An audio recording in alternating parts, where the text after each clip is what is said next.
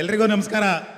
ನಮ್ಮ ಮಾತೆಲ್ಲ ಕೇಳಿಸ್ಕೊಳ್ಳೋದಿಲ್ಲ ಅಂತ ಗೊತ್ತಿದೆ, ಆದರೂ ರಾಕಿ ಬಾಯಿ ಇಲ್ಲಿವರೆಗೂ ಬಂದಿದ್ದಾರೆ. ಅವ್ರಿಗೆ ನಿಜವಾಗ್ಲೂ ನಾನು ಚಿರಋಣಿ.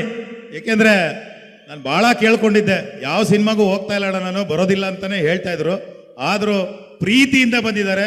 ಅವ್ರಿಗೆ ಇನ್ನೊಂದು ಸಲಾಂ ಬಾಯ್. ಬಸ್ ಥ್ಯಾಂಕ್ ಯು ಬಸ್. Thank you Gangadhar sir. ಈಗ ಯಶ್ ಸರ್ಗೆ ಆಗ ಡ್ರಾಮಾ ಚಿತ್ರದ ಮೂಲಕ ಆಕ್ಷನ್ ಕಟ್ ಹೇಳಿದಂತ ಮನದ ಕಡಲು ಚಿತ್ರದ ನಿರ್ದೇಶಕರು ನಮ್ಮ ಯೋಗರಾಜ್ ಭಟ್ ಸರ್. ವೆಲ್ಕಮ್ ರಾಕಿ ಭಾಯ್. ಜಾಸ್ತಿ ಹೇಳಿದ್ರೆ ಬೈತೀರಾ.